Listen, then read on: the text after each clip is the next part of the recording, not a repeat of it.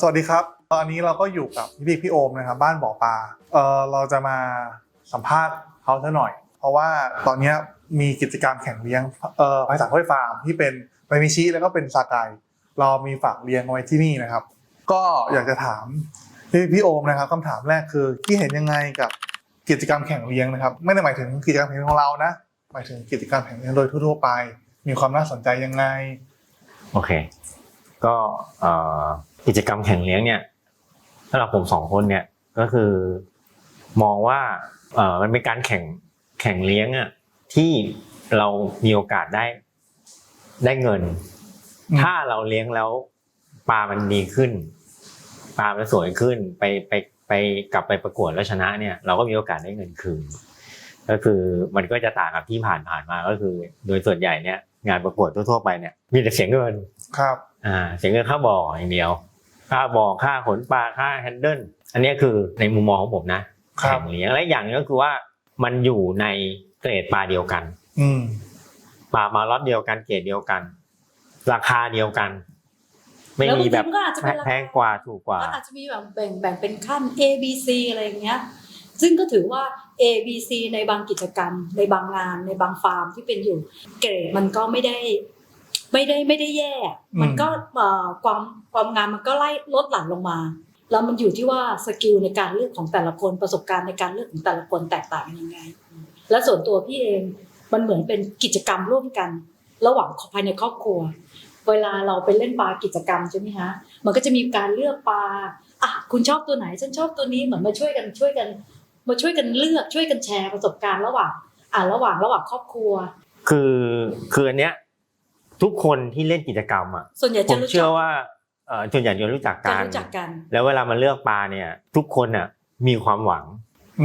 มีความหวังในที่นี้หมายถึงว่าเราเลือกปลาในล็อตเดียวกันเราเลือกปลาในเกรดเดียวกันเราเลือกปลาในราคากฎเกณฑ์เดียวกันกฎเกณฑ์เดียวกันอาจจะขิงกันกล้าขิงกันได้นิดๆว่าเอ้ยไม่แน่หรอกพี่อาจจะแพ้ผมก็ได้อะไรอย่างเงี้ยแต่ถ้ามุมกลับคือถ้าเป็นงานประกวดปกติถ้าปลาเราราคาสู้ปลาตัวท็อปที่เขาซื้อมาเป็นแสนอ่ะแล้วเรารู้ว่าปลาเราแค่หลักหมื่นอ่ะราคามันต่างกันเยอะเพื่ออาจจะถอนใจตั้งแต่เห็นราคาปลาแล้วอ่ะว่ามันยากอ่ะที่จะไปชนะเขาครับอันเนี้ยคือข้อแตกต่างคือการแข่งเลี้ยงมันคือการใช้ฝีมือมันคือการอันดับแรกพี่เลือกก่อนว่าก็คือดวงคือถ้าเราแข่งเลี้ยงโดยการจับฉลากใช่ไหมดวงมาที่หนึ่งเมื่อดวงคุณได้ในโอเคเนี่ยเราไปมองดูในแอเรียในเก็บกรุ๊ป A เนี่ยมีทั้งหมด30ตัวเราต้องคิดเลยว่าครึ่งหนึ่งต้องเป็นปลาที่สามารถชิงแชมป์ได้ครึ่งหนึ่งของ30ตัวถ้าเราติด1ใน15ยังรู้สึกใจชื้นแต่ก็ไม่ได้หมายความว่าคุณเกิน16 17คุณจะไม่ได้นะเพราะคนที่1ถึง15เนี่ยแต่ละคนเลือกไม่เหมือนกันความชอบไม่เหมือนกันมันก็เลยกลายว่า1ถึง30เนี่ยทุกคนมีสิทธิ์ลุ้นหมดในไม้ A ในไม้ B ในไม้ C เอาจริงนะจากที่ผมแข่งเลี้ยงมานะปลาที่ผมได้รางวัลใหญ่เนี่ยผมไม่เคยจับฉลากไ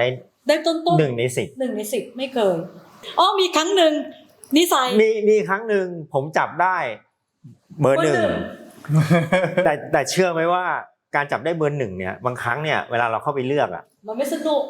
มันกดดันคือปลาสวยทุกตัวมันยังอยู่ครบไอ้ตัวนี้เราก็ชอบตัวนี้เราก็ชอบตัวนี้เราก็ชอบแล้วมันทำให้แบบเอาตัวไหนดีวะกลายเป็นว่าเราไปเสียเวลาทั้งนั้นเป็นคนแรกแล้วคนข้างหลังอ่ะเขาก็จะเพื่อนนี่แหละเขาก็เอาเร็วดิพี่นานไปแล้วอะไรเงี้ยเราก็รู้สึกว่าเราอย่างเงี้ยมันก็เฮฮากันแต่จริงๆเรากดดันอยู่ในลึกๆนะแต่สุดท้ายปลาตัวนั้นไปไม่ถึงฝันมันก็ตายเนี่ยมันถึงหมายถึงว่าการแข่งเลี้ยงเนี่ยมันสีสันมันอยู่ตรงเนี้ยเบอร์1ก็ไม่ได้หมายความว่าคุณจะต้องได้แกรนไงแล้วพอกลับไปประกวดใช่ไหมคะเพื่อนก็ถามว่าไงเบอร์1กลับบ้านเก่าไปแล้ว ไม่มีใครเลี้ยงปลาแล้วไม่ตายมีทั้งนั้นแหละเพียงแต่ว่ามันจะอุบิเหตุอีท่าไหนแค่นั้นเองใช่ทำไมพี่โอมถึงชอบกิจกรรมแข่งเลี้ยงแล้วก็อะไรของการแข่งเลี้ยงเนี่ยที่ทำให้เราชอบและติดใจเพราะว่าเห็นพี่โอมเนี่ยเล่นกิจกรรมแข่งเลี้ยงมาหลายปีแล้วก็เล่นเยอะด้วยเพราะอะไรครับสำหรับพี่เหรอแข่งเลี้ยงมันคือจุดเริ่มต้นที่แตกต่างกันแต่จุดหมายเดียวกันจุดเริ่มต้นที่แตกต่างกันก็ในความหมายของพี่ก็คือมันเป็นการจับฉลากเลือกปลา1คุณต้องมีดวง 2คุณต้องมีสกิลในการเลือกมีทักษะในการเลือกนิดนึงระหว่างขั้นตอนการเลือกปลาเนี่ยมันจะมีความสนุกบรรยากาศของเพื่อนที่ไปเฮ้ยเก่งไม่กลัวช้าอะไรอย่างเงี้ยเนี่ยอย่างคือความสนุกและแซวกันนี่คือความสนุกของแข่งเลี้ยงที่พี่ชอบในส่วนของพี่โอล่ะคะก็คล้ายๆกันนะครับก็คือมันสนุกทั้งวันที่ไปเลือกปลาแล้วก็วันที่ส่งปลาสนุกทั้งวันที่ส่งปลากับมาประกวดอันเนี้ยคือที่ชอบบรรยากาศทั้งสองงานนี่เลยคือมันจริงๆแค่ในงานแทบจะรู้จักกันทั้งหมดแล้วมันก็จะคุยกันขิงกันตลอดแล้วก็อีกอย่างก็คือว่าไม่มีใครได้เปรียบเสียเปรียบกันก็คืออย่างที่บอกว่าปลาราคาเดียวกันปลาเกรดใกล้เคียงกันไซส์ก็ไม่ต่างกันอาจจะผิดกันบ้างใหญ่เล็กแต่มันก็แค่เซน2 เซนผมว่านะมันไม่ได้เยอะมากกันขนาดนั้นทุกคนปลาทุกตัวมีความหวังใช่มีความหวังที่จะชนะตัวเล็กกว่าก็มีความหวังที่จะชนะตัวใหญ่กว่าในวันนั้นนี่แหละคือเสน่ห์ของแข่งเลี้ยงจริงๆแล้วเรื่องการแข่งเลี้ยงเนี่ยนะเรื่องวิธีการเลี้ยงเนี่ยนะเทคนิคการเลี้ยงปลาเนี่ยในความคิดผมไอ้ที่ฟังกันมาเนี่ยสัก10 เรื่องเนี่ยจากเซียนก็แล้วแต่ใครก็แล้วแต่ที่มาเล่าให้เราฟังผมว่าเอาจริงๆมันมีไม่ถึงครึ่งหรอกที่เขาจะบอกเราจริงๆถ้ามันต้องอาศัยครูพักรักจำแล้วไปดูว่าคนที่เขาเลี้ยงเก่งๆเวลาเขาคุยกันเวลาเขาประกวดกันเนี่ยเขาอาจจะไม่บอกเราหรอกแต่เราต้องอาศัยครูพักรักจำจับคนนู้นมาหน่อยจับคนนี้มาหน่อยนึงเพราะว่าตั้งแต่ผมเลี้ยงปลามาจนถึงวันนี้ก็ยังไม่เคยมีใครบอกผมเป็นช็อตๆว่าวิธีจะเลี้ยงปลาให้ได้แก่ต้อง1 2 3 4นะถ้าคุณไม่ทำตามนี้นะคุณไม่มีทางได้ก็ไม่มีใครบอกก็ต้องอาศัยแบบถามคนนี้นิดถามคนนี้หน่อยเอาคนนี้บอกแค่นี้พอเดี๋ยวไปจับที่เหลือต่อจากคนนี้อันนี้มันคือสิ่งที่ทำให้เราสนุกที่เราจะค้นคว้าหาวิธีแล้วทำไมเจถึงจัดกิจกรรมแข่งเลี้ยงขึ้นมาคะก็เจคิดว่าคือความสนุกมันไม่ได้อยู่แค่ที่นักเรียนนะเพราะว่าคนจัดก็สนุกเหมือนกันแล้วก็เจเห็นตรงนี้แหละที่เรื่องที่ว่าเมื่อกี้มีพูดถึงเรื่องที่ว่ามีหลายเซียนมีหลายความรู้มีหลายตำราใช่ไหมคือกิจกรรมแข่งเลี้ยงเนี่ยมันจะเป็นกิจกรรมที่ทุกคนได้มาพิสูจน์ตำราพิสูจน์วิธีของแต่ละคนที่ไม่เหมือนกันเพราะว่าถ้าคุณเข้าไปในกลุ่ม Facebook กลุ่ม LINE หรือว่าเข้าไปในกลุ่มสนทนาอะไรก็แล้วแต่คือไม่ว่าจะเซียนด้วยกันแต่ละคนก็เลี้ยงปลาไม่เหมือนกันวิธีเลือกปลาทุกอย่างถึงแม้จะมีแกนหลักที่มันถูกอยู่บ้างแต่หลายเรื่องประมาณ 60-70% เนี่ยมันแทบไม่เหมือนกันเลยนะใช่เลือกปลาสวยของคนนี้ไม่เหมือนกันแต่ในกิจกรรมแข่งเลี้ยงเนี่ยคุณจะได้มาพิสูจน์ว่าตำราของคุณถูกต้องมากน้อยแค่ไหนเพราะว่าเราก็มีกฎอยู่แล้วกฎมันออกมาชัดเจนว่าโอเคมีระยะเวลา6 เดือนนะหรือ 7-8 เดือนแล้วแต่เกมแล้วก็หน้าตาปลาเหมือนกันอะไรเหมือนกันแต่มันเข้าใกล้คำว่าเอาตำราของแต่ละคนมาพิสูจน์มากที่สุดแล้วเพราะว่าในงานประกวดสากลเนี่ยหรือว่าในงานประกวดที่อื่นปกติแล้วมันจะมีเรื่องเกรดปลาเข้ามาแต่ในกิจกรรมแข่งเลี้ยงเนี่ยมันจะเป็นเกรดปลาที่ใกล้เคียงกันเพราะฉะนั้นคุณจะได้พิสูจน์สิ่งที่คุณศึกษามาว่าจริงหรือเปล่าแล้วก็ถ้าไม่จริงหรือว่าถ้ามีอะไรต้องแก้เนี่ยคุณก็ได้พัฒนาการเลี้ยงไปด้วยในตัวเพราะฉะนั้นผมว่ากิจกรรมแข่งเนี่ยทำให้นักเลี้ยงทั้งมือใหม่มือเก่าเนี่ยได้เล่นได้พิสูจน์ความคิดตัวเองแล้วก็ได้พัฒนาฝีมือการเลี้ยงซึ่งสนุกมากแต่ละปีก็จะเป็นนักเลี้ยงคนเก่าที่เวอร์ชั่นใหม่ที่เก่งกว่าเดิมเรื่อยๆถ้าคุณคอยเล่นกิจกรรมแข่งเลี้ยงนะคุณจะเห็นว่าคนที่เล่นกิจกรรมแข่งเลี้ยงเนี่ยมักจะเป็นคนที่เลี้ยงปลาเก่งหรือคนที่เพิ่งหัดเลี้ยงเนี่ยคุณก็จะมาเก่งนั่นแหละคุณก็จะมาเก่งเมื่อคุณเล่นกิจกรรมแข่งเลี้ยงไม่รู้ว่าจะเก่งแค่ไหนแต่คุณเก่งขึ้นแน่นอนใช่เวลามากิจกรรมแข่งเลี้ยงอยากให้ทุกคนมาเลือกปลาด้วยตัวเองมาดูบรรยากาศในการเลือกปลามันสนุกนะคะจะว่าสนุกเราไม่เท่ากันแต่ว่าในมันมีสีสันสนุกมันมีสีสันอะไรที่ถ้าคนเลี้ยงปลาชอบเดี๋ยวผมขอเสริมอีกนิดนึงเอาเป็นอย่างนี้ดีกว่านะคือโอเคล่ะคนที่จะเล่นกิจกรรมเนี่ยอาจจะไม่สะดวกมาอาจจะต้องมีให้เพื่อนให้ที่ปรึกษาให้กูรูอะไรก็แล้วแต่มาช่วยเลือกให้คือตรงเนี้ยถ้าเป็นไปได้คุณมีเวลาคุณมากับเขาด้วย คือการที่ได้มาเห็นปลาตัวจริงอ่ะกับในคลิปอ่ะมันต่างกันในความคิดผมนะปลาที่เราเห็นในคลิปกับปลาที่เราเห็นด้วยตาจริงๆเนี่ยมันแตกต่างกันอ่ะคนอื่นอาจจะบอกว่าไม่ต่างแต่ผมว่าต่างคืออย่างน้อยเนี่ยสีที่ผ่านกล้องอ่ะสีที่ผ่านคลิปกับสีของจริงอ่ะมันก็ไม่เหมือนกันแล้วแสงณตอนที่เราไปเห็นตรงหน้าบ่อก็ไม่เหมือนกับแสงที่มันผ่านจากกล้องเพราะฉะนั้นเนี่ยเป็นไปได้อ่ะคือมาด้วยกันแล้วตรงไหนไม่เข้าใจอ่ะเราก็ให้เขาอธิบายให้เราฟังหน่อยว่า ครับ ทำไมอ่ะผมชอบตัวเนี้ยแต่ทำไมคุณบอกตัวเนี้ยไม่สวยแล้วมันจะทำให้เราอ่ะมีทักษะมีสกิลอ่ะมีความรู้อ่ะในการเลือกปลาเพิ่มขึ้นอีกนิดนึงสมมุติถ้าคุณเป็นลูกค้าที่มือใหม่มาก ผมไม่รู้จักใครเลยครับ ครับทำไงดี ผมจะทำยังไงดี ทำไงดีครับ คือไปที่ฟาร์มนะฟาร์มเมื่อว่าวันเนี้ยคุณจะไปเล่นกิจกรรมสมมติไพศาลฟาร์มโอเคไม่ไปหาคุณเจก็ได้ผมเชื่อว่าเจ้าของฟาร์มทุกคนพร้อมที่ให้คำแนะนำแล้วก็ไม่หลอกด้วยว่าเอาปลาตัวที่ไม่ดีมาให้คุณเลือก เพราะว่าปลาทุกตัวมันคือมันอยู่ในกิจกรรมหมดคุณชอบตัวไหนเอาง่ายๆนะเอาอย่างแรกเลยมันมีรูปให้ดูอยู่แล้วคุณก็เอาสกิลของคุณก่อนคุณเลือกมา10ตัวแล้วคุณก็ไปหาน้องเจก็ได้ช่วยเรียงลำดับปลานี้ให้ผมหน่อยครับในความคิดของคุณเจเนี่ยว่าเบอร์1 2 3 4 5เป็นยังไงครับอย่างเงี้ยคุณก็จะได้สเต็ปแรกแล้วมีกลไกให้คุณแล้วซึ่งแต่ละฟาร์มผมเชื่อว่าเขาพร้อมที่จะซัพพอร์ตคุณตรงนี้อยู่แล้วใครก็อยากให้คนหน้าใหม่มีความสนุกในการเลี้ยงปลาเพิ่มขึ้นทุกๆวันผมเชื่อว่าไม่ต้องกลัวมีคนช่วยเหลือแน่นอนแล้วสำหรับเมื่อกี้เราพูดถึงมือใหม่ไปแล้วนะครับ ถ้าเกิดมือ1 ปีล่ะพี่โอมแนะนำยังไงเมื่อกี้พี่บอกว่าพี่โอมแนะนำสำหรับมือใหม่ได้ดีมากส่วนใหญ่เนี่ยคนที่มือใหม่เขาก็จะไม่เล่นกิจกรรมแข่งเลี้ยงเรียนเนี่ยไม่ต้องพูดถึงเขาเล่นประจำอยู่แล้วแล้วคนที่อยู่ตรงกลางที่เล่นมาแล้วแต่ยังไม่สักเซสที่ยังแบบยังไม่ประสบมีความรู้บ้างแต่ก็ยังแบบไม่รู้ว่ามั่นใจทำยังไงดีครับทำยังไงดีใช่ไหมแต่อย่างเงี้ยถ้าอย่างนี้ในความคิดผมถ้าผ่านมาสักระยะหนึ่งแล้วคุณต้องมีเพื่อนรู้จักบ้างละทีเนี้ยคุณก็ต้องไปหาความรู้แลกเปลี่ยนกับเพื่อนอาจจะต้องแบบอาศัยว่าไปถามกันแหละว่าเฮ้ยเบอร์1ของเขาเบอร์1ของเพื่อนเราเนี่ย1 2 3 4 5เนี่ยคือตัวไหนแล้วเราก็มาดูในโพยแล้วว่าไอ้1 2 3 4 5เรามันตรงกับเขากี่ตัวเอาคิดว่าเราเช็คคำตอบกันดีกว่าว่าเฮ้ยมันมีตัวไหนมันใกล้เคียงกันบ้างเวลาพวกพี่นะจับฉลากแล้วได้ไม้ท้ายเหรอไม้ท้ายแล้วคุณไปกันก่อนเลยจริงๆแล้วผมบอกให้นะถ้าเราพอมีสกิลและมีโชคปลาดีอาจจะอยู่กับคุณก็ได้มันจะไม่มีใครเลือกเพราะว่าผมเคยสัมผัสมาแล้วคือหลังจากวันกิจกรรมจบไปแล้วแต่ปลายังเหลืออยู่ผมไปเลือกปลา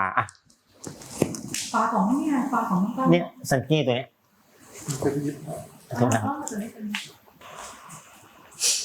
ใช่ครับอันนี้เป็นกิจกรรมของไทนิปอนครับก็คือว่าไทนิปอนครับปี2024คือวันที่มาเลือกปลาเนี่ยวันนั้นผมไม่อยู่มั้งผมไปธุระผมไปต่างประเทศหรือไงนี่แหละแล้วก็กลับมาหลังงานกิจกรรมจบไปแล้วแล้วผมเข้าไปที่ฟาร์มแล้วก็ไปดูปลาที่มันเหลืออยู่ผมก็ไปยืนอยู่ตั้งนานนะแล้วก็ไปเจอปลาตัวนี้มันว่ายมาผมก็ตักขึ้นมาดูเฮ้ยมันเป็นตัวเมียแล้วมีคนบอกแล้วเชื่อไหมว่ามันจะมีปลาตัวเมียเหลืออยู่แล้วก็มีคนบอกว่าเขาเห็นแต่ว่าที่เขาไม่เลือกเพราะว่าท้องมันเหมือนไม่ปกติท้องไม่เท่ากันนิดนึงผมก็ขึ้นมาดูใส่กะละมังแต่วันที่ผมไปมันปกติไงคือไม่รู้เหมือนดวงเขามันจะอยู่กับเราแล้วมันก็ได้รีเสิร์ฟได้ไม่ใช่รีเสิร์ฟได้เบสคือไปชิงรีเสิร์ฟแล้วแพ้แต่มันก็ติดบนกระดานไม่ขึ้นไปชิงใช่ขึ้นไปชิงใช่ในความรู้สึกเนี้ยคือสนุกคือเราพี่รู้สึกว่ามันสนุกแล้วตัวนี้ก็เป็นตัวที่หลังงานก็ไปซื้อที่หลังงานอันเนี้ยคือเสน่ห์ของปลาแข่งเลี้ยงไม่ต้องกลัวคุณไม่ได้ไม้1ไม้2คุณไม่ได้ฉลากเบอร์ต้นๆก็ไม่ได้หมายความว่าคุณจะไม่มีลุ้นแล้วมันสนุกอีกอย่างนึงเลยเพราะว่าสตอรี่ตอนซื้อเนี่ยคนมีสักขีพยาน ใช่ คนเขารู้กันหมด ใช่ ว่า ใช่ใช่ คุณได้คิวนี้คุณได้คิวนี้แล้วก็เฮ้ยทำไม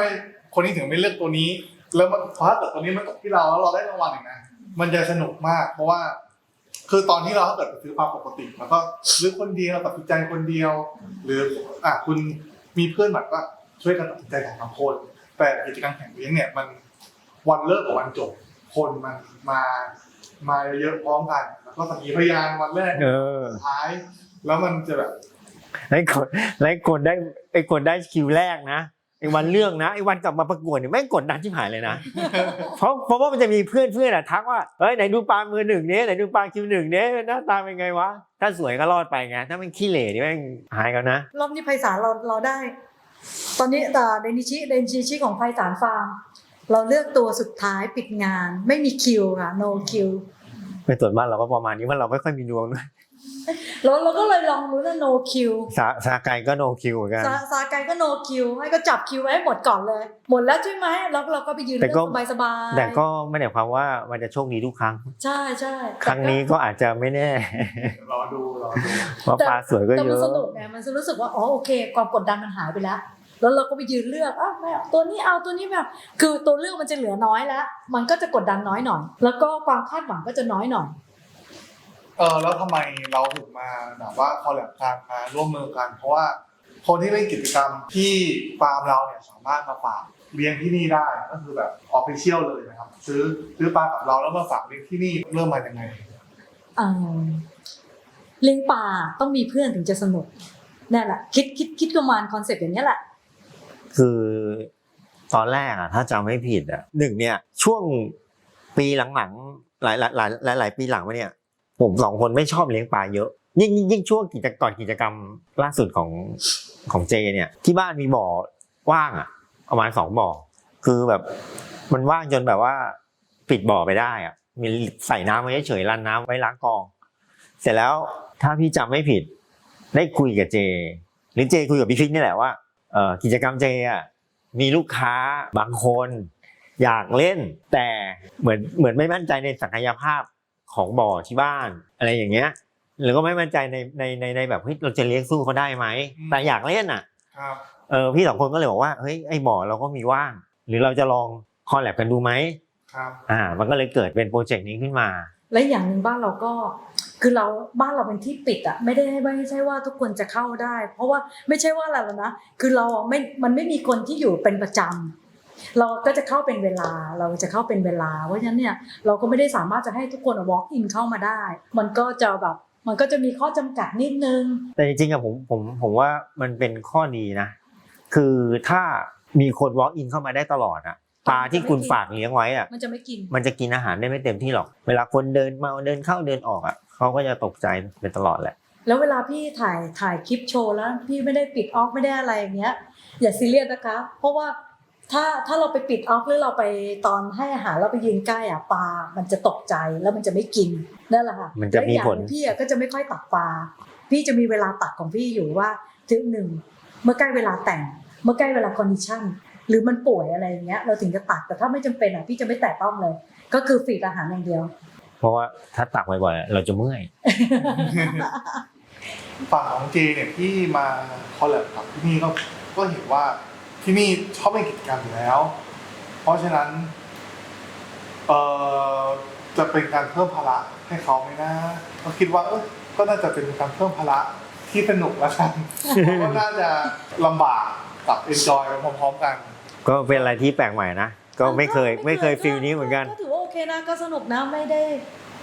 ด้ลำบากก็เพราะว่ามันเป็นการรวมปลา1กิจกรรมก็1ชุดอีก1กิจกรรมก็1ชุดเราแยกบ่อจากกันเพราะฉะนั้นเนี่ยเมื่อเรารู้ว่าเรามีสิ่งที่จะต้องรับผิดชอบเราจะกักโรคได้แบบสบายใจ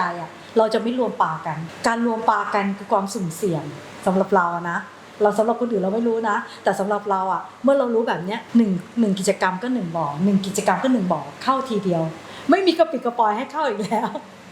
ถ้าอย่างเงี้ยคือรู้สึกสนุกแต่ถ้าเจบอกว่าโอ้พี่ครับวันนี้อีก2ตัวนะวันนี้ตัวน้องพี่ไม่เอาพี่คือถ้าเจบอกว่าพี่รอบเนี้ย15ตัวนะจบกันเพราะบางทีแล้วการจะแพ้ชนะได้เปรียบเสียเปรียบกันเนี่ยการกักโรคปลาหลังจากที่เอาปลากลับมาบ้าน อันนั้นอ่ะแต่ละคนก็ยังมีเทคนิคไม่เหมือนกัน ถ้าใคร ถ้ามีคนมีบ่อน้อยแล้วเล่นกิจกรรมหลาย ๆ กิจกรรม จะต้องมีบ่อกักโรคที่หลาย ๆ บ่อ ไม่แล้วมันก็ต้องมีการกักโรคให้ถูกวิธีอ่ะจะว่าถูกวิธีไหมวิธีแต่ละคนไม่เหมือนกันนะแต่ว่าวิธีของใครมันจะใช้เวลากระชับรวดเร็ว สามารถให้ปลากลับมากินอาหารได้ แล้วก็ไม่สะดุดกลางทางด้วย ใช่ เพราะบางทีลิงเรียกว่าสะดุดมันก็เสียเวลา ใช่เพราะว่าปลาป่วยเนี่ยมันก็จะกินอาหารได้ไม่เหมือนปกติแล้วล่ะ มันก็จะเสียเปรียบ มันก็ใช่ แต่ที่ฝากไว้นี่ยังไม่สะดุดนะคะ ทั้งสอง ตอนนี้ กิจกรรม ตอนนี้ยังปกติครับ ปกติ เหตุการณ์ปกติ เหตุการณ์ปกติ กินดีด้วยค่ะ ตั้งแต่วันเลือกปลาจนถึงวันนี้มีอะไรเกิดขึ้นบ้างกับปลาชุดนี้ครับกิจกรรมซากายแล้วก็ไดนิชิ ก็ไม่มีอะไร เพราะว่ากลับมาก็กักโรค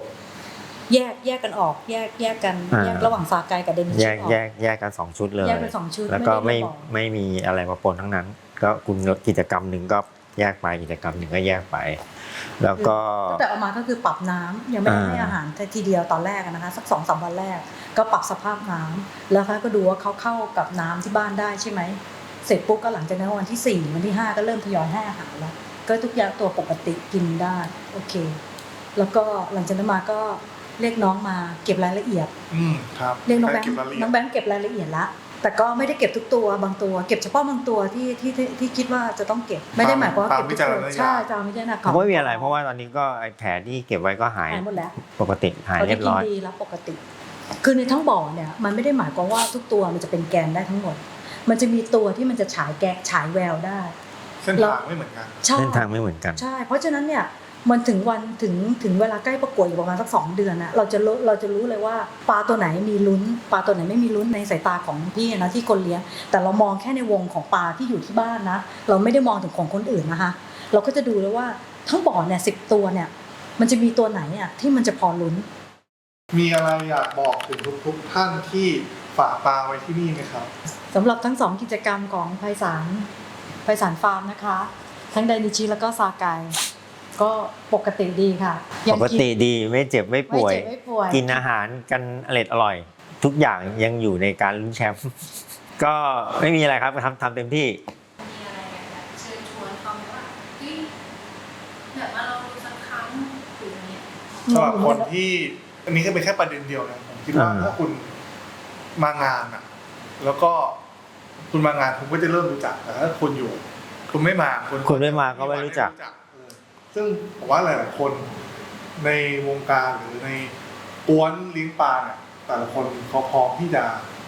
ถ้าคุณถามแต่ละคนพร้อมที่ เอางี้ จะประสบการณ์แนะนำ บางทีแล้วอ่ะโดยปกติเนี่ยถ้าไม่รู้จักกันเลย แล้วอยู่ดีไปเจอกันที่งานเนี่ยมันก็อาจจะรู้สึกว่าเก้อเขินคือกูอยู่ดีกูก็ไม่รู้จักพวกอะไรนะอยู่ดีผมก็ไม่รู้จักคุณเพราะไม่เคยเห็นหน้าครั้งแรกก็ไม่รู้จะคุยอะไรกัน อาจจะใช้วิธีว่าทักไปคุยกันในแชทในไลน์กันก่อนไหม ในเพจก็ได้ ถามแบบว่าพี่เนี่ยผมชอบเลี้ยงปลานะผมที่บ้านผมเลี้ยงอยู่กี่ตัวเท่านั้นเท่านี้ผมอยากจะสนใจเล่นกิจกรรมอะไรอย่างเงี้ยก็คุยกันทางนี้ไปก่อน แล้วเดี๋ยวพอมีงานเนี่ยแล้วก็จะได้เจอกันจะได้คุยกันง่ายขึ้นหากใครสนใจหรือคนมีปลาอยู่ที่นี่ไม่ว่าจะเป็นคนที่เป็นคนที่มีปลาอยู่ที่นี่หรือไม่มีก็ได้ค่ะไม่มีก็ได้ที่อยู่สนใจอยู่ลูกค้าไพศาลฟาร์มเนี้ยค่ะเรียนเชิญได้นะคะติดตามได้ทางช่องทาง Facebook ของไพศาลฟาร์ม ถ้ามีวันที่แล้วเดี๋ยวเราจะแจ้งครับว่าเป็น Open House บ้านบ่อปลามาชมปลากิจกรรมเลี้ยงให้เต็มที่ดูแลดีทุกตัวนะคะกิจกรรมแข่งเลี้ยงเนี่ยมันช่วยพัฒนาทักษะในการเลี้ยงปลาของพวกเราทุกคนที่ชอบเลี้ยงปลาได้โดยที่มีกรรมการมาตัดสินก็มีกรรมการซึ่งเป็นกรรมการที่แบบยอมรับกันในวงการนี่แหละเพราะฉะนั้นเนี่ยคุณจะได้รู้เลยว่าปลาที่คุณเลือกปลาที่คุณเลี้ยงเนี่ยมาถูกทางแล้วหรือเปล่าถ้าครั้งนี้ไม่ถูกครั้งหน้าก็เอาใหม่แล้ววันหนึ่งคุณก็จะเป็นคนที่มีทักษะในการเลี้ยงปลาเลือกปลาได้ดีขึ้นสำหรับวันนี้นะครับก็ขอบคุณพี่โอมากนะครับที่เป็นแขกในรายการเราแล้วก็ขอบคุณที่ช่วยดูแลทั้งปลากิจกรรม เอนิชิแล้วก็คาไก ได้ค ขอบคุณมาก รับ ครับ ขอบคุณครับ ขอบคุณค่ะ ขอบคุณผู้ชมทุกท่านนะครับที่ชมสวัสดีครับ ค่ะ